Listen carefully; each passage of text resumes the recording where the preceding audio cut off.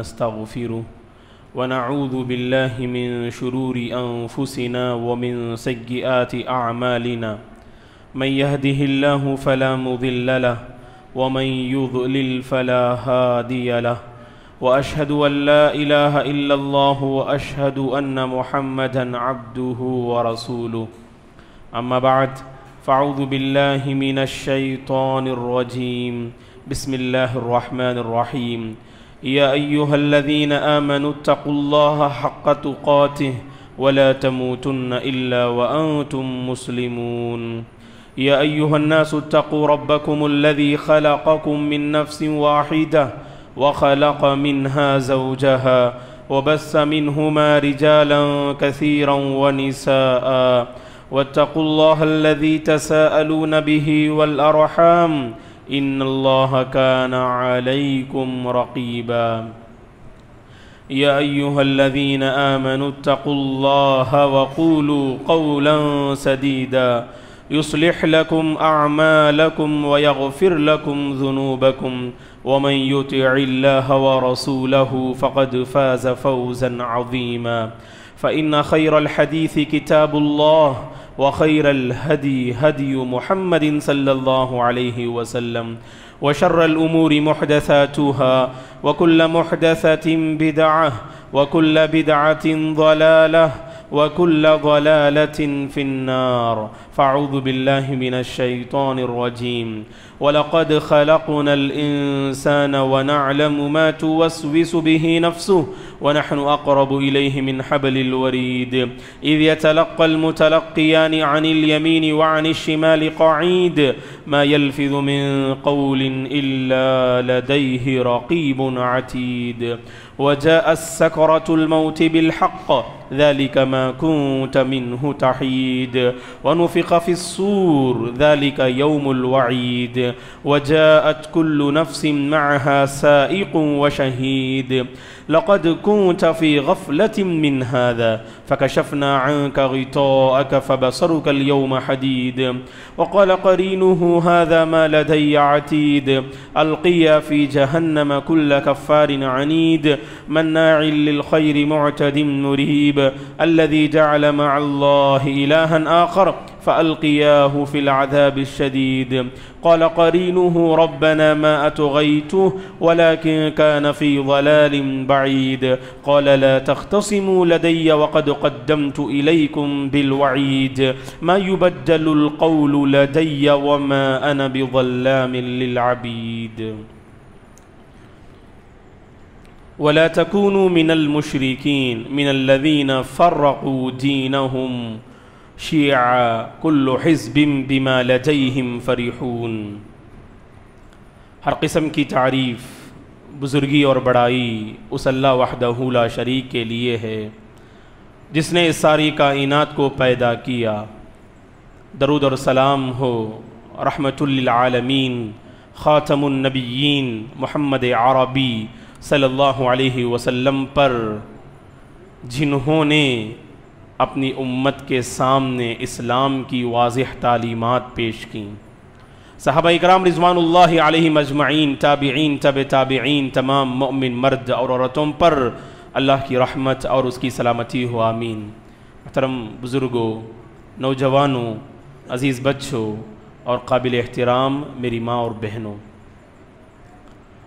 گزشتہ 3 جمعوں سے اسلام اور زمانہ جاہلیت کے طور طریقے جن میں رسول اللہ صلی اللہ علیہ وسلم نے جاہلیت، مشرکین، یہود و نصارہ کے طور طریقے کی آپ نے مخالفت فرمائی، تو اس حوالے سے کچھ باتیں ہم معلوم کرتے ہوئے آ رہے ہیں۔ رسول اللہ صلی اللہ علیہ وسلم نے حجۃ الوداع کے موقع پر فرمایا الا کل شیء من امر الجاہلیت تحت قدمی موضوع، سن لو اے میرے صحابہ، ہر اس چیز جس کا تعلق زمانہ جاہلیت سے ہے میں اس کو اپنے پیروں تلے کچل رہا ہوں، میں اس کو اپنے پیروں تلے روند رہا ہوں۔ رسول اللہ صلی اللہ علیہ وسلم نے ہر معاملے میں مشرکین کی، یہود و نصارہ کی آپ نے مخالفت فرمائی۔ اسی لیے گزشتہ جمعہ ہم نے معلوم کیا کہ ہمارے روزے اور گزشتہ قوموں کے روزوں کے درمیان رسول اللہ صلی اللہ علیہ وسلم نے فرق کو واضح کرتے ہوئے فرمایا کہ اکلۃ السحر، کہ سحری کھایا کرو، اور سحری کھانا یہ فصل صیامنا و بین صیام اہل الکتاب، کہ اہل کتاب اور ہمارے روزوں کے درمیان فرق کرنے والی چیز سحری کھانا ہے، اور کہا کہ سحری میں تاخیر کیا کرو اور افطار میں جلدی کیا کرو، کیونکہ افطار میں تاخیر کرنا یہ یہودیوں کا شیوا بتایا گیا۔ اور وہیں پر صلی اللہ علیہ وسلم نے عاشورے کے معاملے میں بھی آپ نے یہودیوں کی مخالفت فرمائی۔ جب آپ صلی اللہ علیہ وسلم کو اس بات کی خبر ملی کہ عاشورے کی 10ویں تاریخ کو اہل کتاب روزہ رکھا کرتے ہیں، کیونکہ اس دن اللہ تبارک و تعالی نے موسیٰ علیہ السلام اور آپ کی قوم کو فرعون کے ظلم و بربریت سے نجات دلائی، اور اسی دن فرعون سمندر کے حوالے ہوا اور اس دنیا سے اس کا خاتمہ ہوا، شکرانے کے طور پر یہودی رکھا کرتے تھے۔ فرمایا صلی اللہ علیہ وسلم نے، صحیح مسلم کی حدیث ہے، لئن بقیت الا قابل لأصومن التاسع، کہ اگر میں آئندہ سال زندہ رہوں تو ان کی مخالفت کرتے ہوئے محرم کی 9ویں تاریخ کا میں روزہ رکھوں گا، تاکہ اس معاملے میں بھی یہودیوں کی مخالفت ہو جائے۔ صلی اللہ علیہ وسلم نے ہر معاملے میں ان کی مخالفت فرمائی۔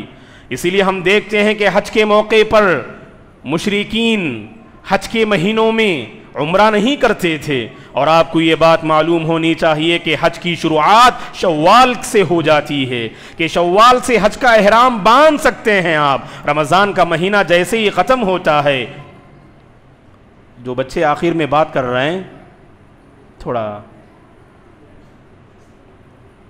ادھر آ جاؤ بیٹے، آپ الگ الگ بیٹھو جی۔ حج کی شروعات شوال کے مہینے میں ہو جاتی ہے، گویا کہ حج کا احرام اگر کوئی بندہ حج قران کرنا چاہتا ہے تو شوال کے مہینے میں احرام باندھ کر مکے کا سفر کر سکتا ہے۔ شوال کا مہینہ، ذی قعدہ کا مہینہ اور ذی الحجہ کی 12 یا 13 تاریخ تک گویا کہ یہ سب حج کے ایام ہیں۔ الحج اشہر معلومات۔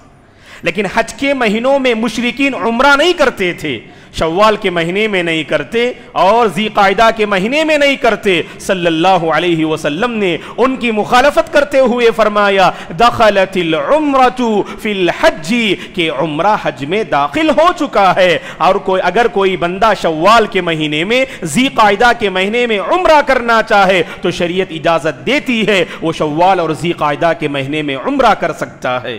تو اس معاملے میں بھی صلی اللہ علیہ وسلم نے ان کی مخالفت فرمائی۔ اسی طرح سے ہم دیکھتے ہیں حج ہی کے حوالے سے کہ مشرکین جب حج کرتے تھے تو 9ویں تاریخ حاجیوں کے لیے بہت ہی اہم دن ہوا کرتا ہے، وہ ہے عرفے کا دن۔ فرمایا صلی اللہ علیہ وسلم نے الحج عرفہ، حج نام ہے عرفہ کا، اگر کسی نے عرفہ کا وقت نہیں پایا گویا کہ اس کا حج مکمل ہی نہیں ہوا، آئندہ سال اسے حج کرنا چاہیے۔ 9ویں تاریخ حاجیوں کے لیے بہت ہی امپورٹنٹ والا دن ہوا کرتا ہے۔ ہم دیکھتے ہیں کہ مشرکین کہ 9ویں تاریخ جب عرفے میں گزارتے تو غروب آفتاب سے پہلے نکل جایا کرتے تھے عرفے کے میدان سے، اور صلی اللہ علیہ وسلم نے اس معاملے میں بھی ان کی مخالفت کرتے ہوئے فرمایا اگر تم عرفے سے نکلنا چاہتے ہو، یہ اور بات ہے کہ عرفے کا وقت یعنی اس دن یعنی مغرب اور عشاء بلکہ فجر تک گویا کہ عرفے کا وقت ہے۔ اگر کوئی صبح صادق سے پہلے، فجر صادق سے پہلے اگر کوئی بندہ عرفے کے میدان میں آ جائے تو اس نے گویا کہ عرفے کو پا لیا۔ یہاں پر صلی اللہ علیہ وسلم نے فرمایا اگر کوئی حاجی عرفے کے میدان سے نکلنا چاہتا ہے تو اسے چاہیے کہ غروب آفتاب کے بعد نکلے، سورج غروب ہونے کے بعد نکلے، تاکہ مشرکین جو سورج غروب ہونے سے پہلے نکل جایا کرتے تھے ان کی مخالفت کرتے ہوئے صلی اللہ علیہ وسلم نے حاجیوں کو حکم دیا وہ سورج غروب ہونے کے بعد عرفے کے میدان سے نکلنا چاہیے۔ اور اسی طرح ہم دیکھتے ہیں کہ 10ویں تاریخ کی صبح اور اس رات ہم مزدلفہ میں گزارتے ہیں، وہ رات ہم عرفے سے نکل کر مزدلفہ میں گزارتے ہیں اور وہاں پر مغرب اور عشاء کی نماز جمع کر کے پڑھتے ہیں اور وہیں پر فجر کی نماز بھی ہم مزدلفہ میں ادا کرتے ہیں. حاجی حضرات اللہ تبارک و تعالی ہم سب کو حج کی سعادت نصیب فرمائے, حرمین شریفین کی زیارت رب العالمین ہم سب کو نصیب فرمائے. تو گویا کہ مزدلفہ میں فجر کی نماز ادا کرتے ہیں اور مشرکین کا یہ طریقہ تھا کہ وہ اشراق کے بعد مزدلفہ سے نکلتے تھے اور اللہ کے نبی نے ان کی مخالفت کرتے ہوئے کہا کہ اشراق سے پہلے تم مزدلفہ سے رخصت ہو جانا اور مزدلفہ سے مینا کی طرف اور جمرات کی طرف ہمیں آگے بڑھنا چاہیے. تو صلی اللہ علیہ وسلم نے دوستو ہر معاملے میں مشرکین کی مخالفت فرمائی, یہاں تک کہ جو جانور ذبح کیے جاتے ہیں ان مقامات میں بھی اللہ کے نبی نے مشرکین کی مخالفت فرمائی. ابو داؤد کی حدیث ہے, ایک شخص اللہ کے نبی کی خدمت میں حاضر ہوتے ہیں اور وہ عرض کرتے ہیں کہ اللہ کے رسول میں نے نظر مانگی ہے کہ بوانا نامی علاقے پر میں اونٹ ذبح کروں. بوانا نامی ایک مقام کا نام ہے بوانا, تو بوانا نامی مقام پر میں نے اونٹ ذبح کرنے کی نظر مانگی ہے. صلی اللہ علیہ وسلم نے صحابہ سے پوچھا, اس بوانا نامی جگہ کے بارے میں پوچھا, هل كان فيها وثن من اوثان الجاهلية يعبد وهل كان فيها عيد من اعيادهم. اے میرے صحابہ بتاؤ کیا بوانا میں زمانے جاہلیت میں بت رکھے جاتے تھے اس مقام پر کہ جس کی پرستش کی جاتی ہو, یا وہاں پر زمانے جاہلیت کے لوگ کوئی تہوار مناتے تھے, اپنی کوئی عید وہاں مناتے تھے؟ صحابہ نے کہا کہ نہیں اللہ کے رسول, زمانے جاہلیت میں بوانا نامی مقام پر نہ مشرکین وہاں بتوں کی پوجا کرتے تھے اور نہ ہی وہاں پر عید مناتے تھے. تو اللہ کے نبی نے اس شخص سے فرمایا جس نے نظر مانگی تھی بوانا نامی مقام پر اون ذبح کرنے کے حوالے سے, آپ نے فرمایا اوفی بنظرک, کہ تم اپنی نظر کو پوری کرو. تو اس سے پتا چلا دوستو رسول اللہ صلی اللہ علیہ وسلم نے اس معاملے میں بھی خیال کیا کہ جہاں بتوں کی پوجا پاٹ ہو وہاں پر اہل ایمان کا کوئی کردار اور کوئی وہاں پر ان کا معاملہ نہیں ہونا چاہیے. اور اسی لیے ہم دیکھتے ہیں صحیح بخاری مسلم کی حدیث ہے کہ صلی اللہ علیہ وسلم نے زمانے جاہلیت کے دو غلط ذبیحہ کو آپ نے جو ہے غلط ثابت کرتے ہوئے کہا, لا فرع ولا عتیرۃ. محدثین نے فرع اور عتیرہ کی جو ہے شرح کرتے ہوئے فرمایا, صلی اللہ علیہ وسلم نے فرمایا لا فرع. کیا مطلب ہے لا فرع کا؟ کہا کہ زمانے جاہلیت میں لوگ اگر اونٹنی پہلے بچے کو جنم دیتی وہ پہلا بچہ اپنے معبودوں کے نام کر دیتے اور اپنے معبودوں کے لیے ذبح کر دیتے تھے. اونٹنی اگر پہلا بچہ دیتی تو اس پہلے بچے کو اپنے بتوں کے نام کر دیتے اور ان کے نام ذبح کر دیتے. صلی اللہ علیہ وسلم نے ان کی مخالفت کرتے ہوئے کہا ایسا نہیں ہونا چاہیے. اگر جو ہے اونٹنی پہلے بچے کو جنم دے اسے یعنی معبودان باطلہ کے نام نہ کریں اور جو ہے ان کے نام پر اس جانور کو ذبح نہ کریں. اور آگے فرمایا ولا عتیرہ. یہ عتیرہ کیا ہے؟ محدثین نے کہا زمانے جاہلیت میں رجب کے مہینے میں یہ لوگ بکری کو اللہ تعالیٰ کی نزدیکی حاصل کرنے کے لیے ذبح کرتے تھے. تو اللہ کے نبی نے مخالفت کرتے ہوئے فرمایا رجب کے مہینے میں کوئی ایسا ذبیحہ نہیں ہے کہ جسے آپ اللہ کے نام پر یا اللہ کی نزدیکی حاصل کرنے کے لیے آپ ذبح کریں. اس معاملے میں بھی صلی اللہ علیہ وسلم نے ان کی مخالفت فرمائی. دوستو اسی طرح ہم دیکھتے ہیں مصیبت و پریشانی انسان کی زندگی میں کبھی کبھار ان کا سامنا کرنا پڑتا ہے. اس موقع پر ہمیں یہ تعلیم دی گئی ہم صبر کے دامن کو مضبوطی سے تھامیں. زندگی میں جب بھی کوئی آفت آتی ہے پریشانی کا سامنا کرنا پڑتا ہے. انسان کی زبان خاص کر مومن کی زبان سے یہ الفاظ جاری ہوتے ہیں قدر اللہ ما شاء وفعل. اللہ تعالیٰ نے جو چاہا اور جو اس نے لکھا تقدیر میں وہی ساری چیزیں رونما ہوئی. گویا کہ تقدیر کے سہارے انسان اپنے غم کو ہلکا کرتا ہے. لیکن زمانے جاہلیت کا معاملہ بالکل الگ تھا. اگر گھر میں کسی کی موت ہو جائے تو اپنے جو ہے گالوں پر مارتے اور اپنے گریبان کو پھاڑ لیا کرتے اور عجیب و غریب واویلا مچایا کرتے تھے. صلی اللہ علیہ وسلم نے فرمایا لیس منا من لطم الخجوج وضرب الجیوب ودعا بدعوى الجاہلیہ. اس شخص کا تعلق ہم میں سے نہیں جو کسی مصیبت اور پریشانی کے موقع پر اپنے گال پر مارنے لگے اور اپنے کپڑے کو پھاڑنے لگے اور واویلا مچانے لگے. کہا کہ اس شخص کا تعلق ہم میں سے نہیں ہو سکتا، کیونکہ ہمیں تو تعلیم دی گئی مصیبت و پریشانی کے موقع پر صبر کا دامن تھامنا چاہیے. جو بھی ہوتا ہے یقیناً اللہ تعالیٰ کی مشیت سے ہوتا ہے. کوئی نہ کوئی بھلائی کا پہلو ہوگا دوستو، آپ نہیں جانتے ہیں. آپ انا للہ و انا الیہ راجعون پڑھیے، قدر اللہ ما شاء وفعل پڑھیے، اور تقدیر کے سہارے اپنی ایمان کو مضبوط کیجئے اور صبر کے دامن کو مضبوطی کے ساتھ پکڑے رہیے. یاد رکھیے انسان کا قدم کبھی ڈگمگائے گا نہیں. لیکن ہم دیکھتے ہیں کہ کسی کے گھر میں موت ہو جاتی ہے، اللہ حفاظت کرے، عجیب و غریب واویلے مچاتے ہیں، عجیب و غریب آوازیں وہاں سے آتی ہیں. صلی اللہ علیہ وسلم نے اس معاملے کو زمانے جاہلیت کا یعنی طور طریقہ بتایا. ہاں آپ کی آنکھوں سے آنسو جاری ہو سکتے ہیں، جیسا کہ آپ کے لخت جگر جب ابراہیم کی موت ہوتی ہے، رسول اللہ صلی اللہ علیہ وسلم کے بیٹے کی جب موت ہوتی ہے، اللہ کے نبی اپنے لخت جگر کو دیکھتے ہیں، آپ کی آنکھوں سے آنسو جاری ہے اور آپ کہتے ہیں کہ دل میں غم ہے اور آنکھوں سے آنسو جاری ہے اور ہم اپنے رب کے فیصلے سے راضی ہیں. یہی معاملہ ہمارا بھی ہونا چاہیے دوستو. کہیں نہ کہیں ہم دیکھتے ہیں کہ طور طریقے کو ہم اختیار کر لیتے ہیں دوستو. اسی طرح زمانے جاہلیت کا ایک طریقہ یہ تھا کہ خاندان کو لے کر، حسب و نسب کو لے کر ایک دوسرے پہ فخر کرنا، ایک دوسرے کو حقیر جاننا اور ایک دوسرے پر برتری جتانا. صلی اللہ علیہ وسلم نے فرمایا کہ اربع فی امتی من امر الجاہلیت لا یترکونہن الفقر فی الانساب والطعن فی الاحساب والاستسقاء بالنجوم والنیاحة علی المیت. صلی اللہ علیہ وسلم نے فرمایا کہ 4 چیزوں کا تعلق زمانے جاہلیت سے ہے.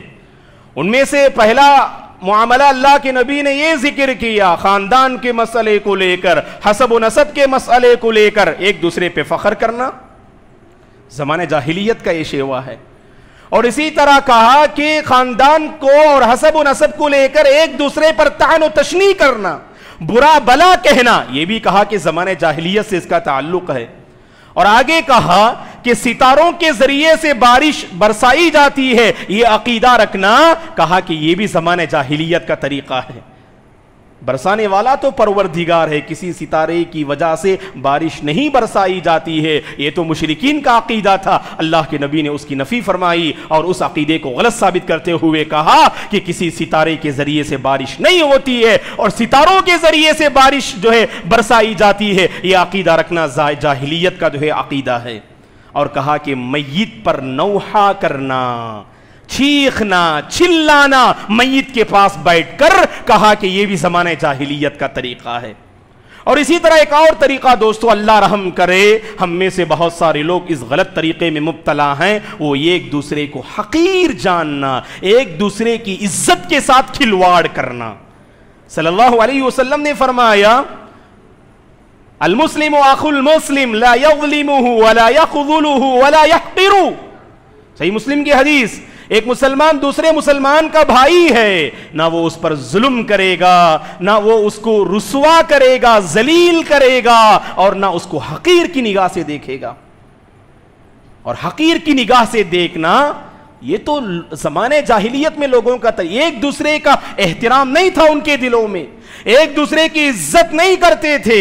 اسی لیے اللہ کے نبی نے دیکھا کہ 2 شخص آپس میں لڑ رہے ہیں، ایک شخص جو دوسرے سے لڑ رہا ہے تو لڑتے ہوئے وہ اس کی ماں کو لے کر عار دلا رہا تھا، لڑتے ہوئے وہ اس کی ماں کو لے کر عار دلا رہا تھا. تو صلی اللہ علیہ وسلم نے فرمایا انکم امرؤ فیک جاہلیہ، تم ایسے انسان ہو کہ تم میں جاہلیت کی بو نظر آ رہی ہے، تم تو جاہلیت کے طریقے کو اپنا رہے ہو.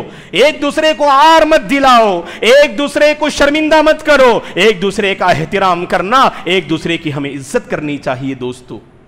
اسی طرح ہمیں تعلیم دی گئی زمانے جاہلیت کا ایک غلط عقیدہ یہ تھا، ایک غلط طریقہ کہ عصبیت اپنی قوم کا آدمی ہو تو اس کے 100 خون بھی معاف ہو جاتے ہیں ہمارے پاس، اس کی 1000 غلطیوں پر ہم پردہ ڈال دیتے کیونکہ ہماری قوم کا آدمی ہے، وہ ہماری بستی کا ہے، ہمارے خاندان کا ہے، ہمارا اپنا ہے، اس کی ساری غلطیاں معاف۔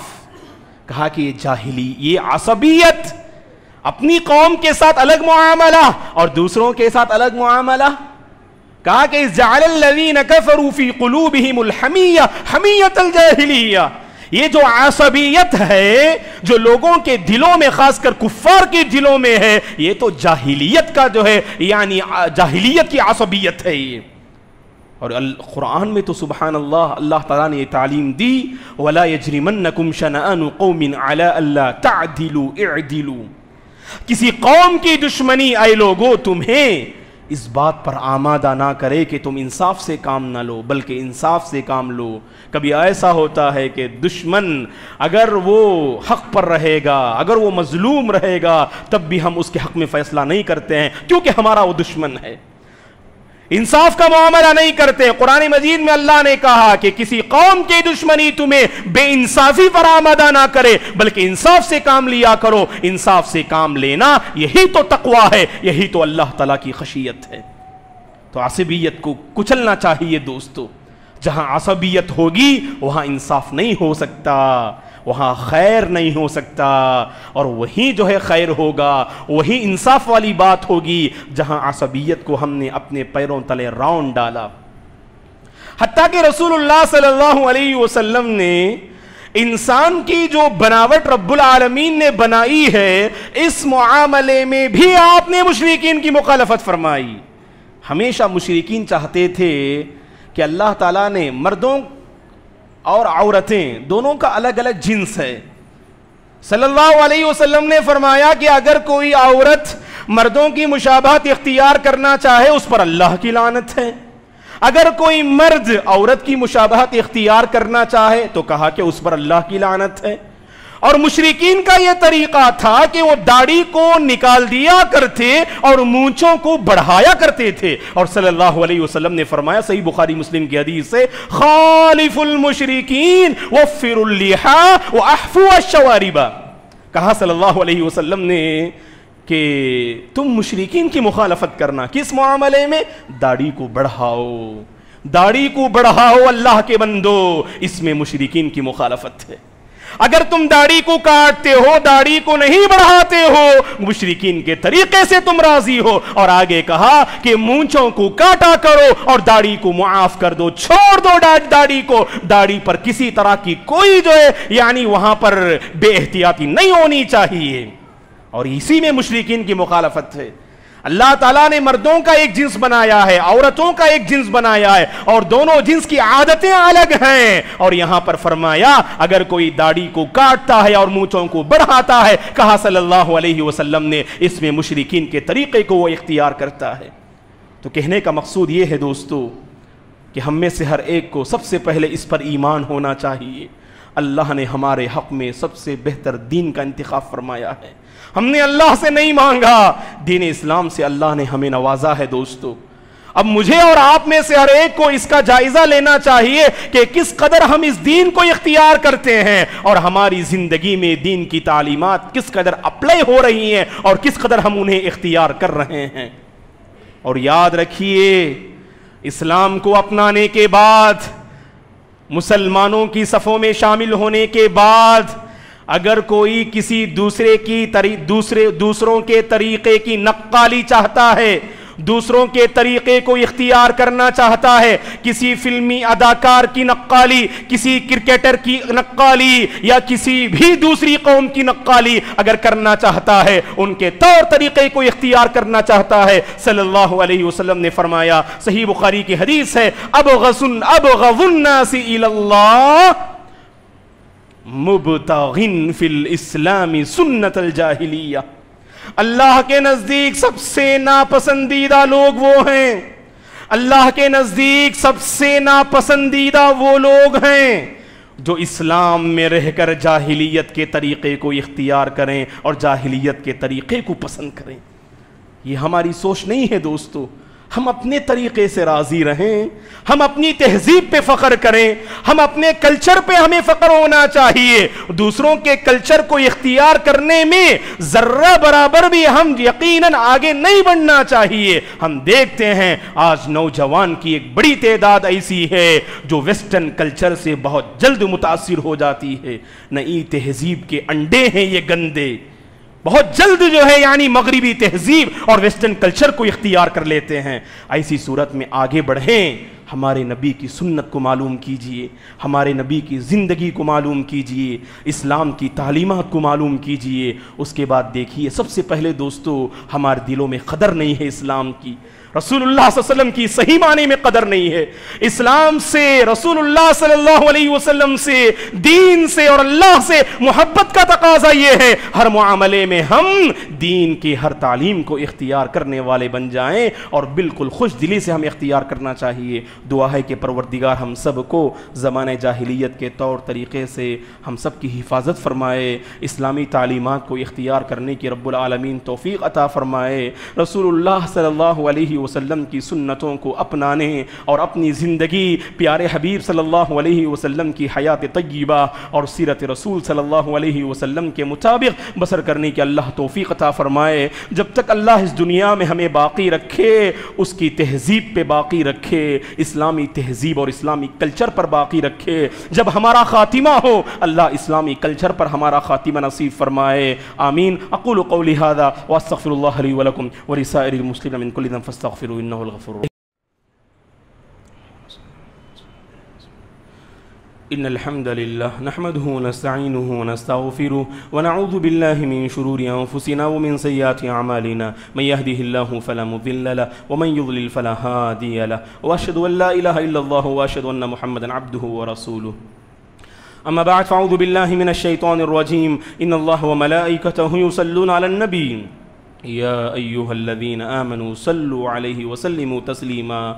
اللهم صل على محمد وعلى آل محمد كما صليت على إبراهيم وعلى آل إبراهيم إنك حميد مجيد. اللهم بارك على محمد وعلى آل محمد كما باركت على إبراهيم وعلى آل إبراهيم إنك حميد مجيد. ربنا لا تزغ قلوبنا بعد إذ هديتنا وهب لنا من لدنك رحمة وهب لنا من لدنك رحمة وهب لنا من لدنك رحمة إنك أنت الوهاب. اللهم آت نفوسنا تقواها وزكها أنت خير من زكاها أنت وليها ومولاها. اللهم أرنا الحق حقا وارزقنا اتباعه وأرنا الباطل باطلا وارزقنا اجتنابه. اللهم احفظ الإسلام والمسلمين. اللهم انصر الإسلام والمسلمين. اللهم احفظ الإسلام والمسلمين. اللهم أصلح أحوال المسلمين في تربورا. اللهم أصلح أحوال المسلمين في كل مكان يا رب العالمين.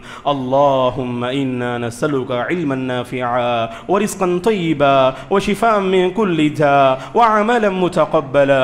اللهم اشف مرضانا ومرضى المسلمين. اللهم ارحم موتانا وموتى المسلمين. اللهم إنا نسألك الهدى والتقى والعفاف والغنى. عباد الله رحمني ورحمكم الله. فاعوذ بالله من الشيطان الرجيم. إن الله يأمر بالعدل والإحسان وإيتاء ذي القربى وينهى عن الفحشاء والمنكر والبغي يعظكم لعلكم تذكرون. اذكروا الله العظيم يذكركم ولذكر الله تعالى أكبر والله يعلم.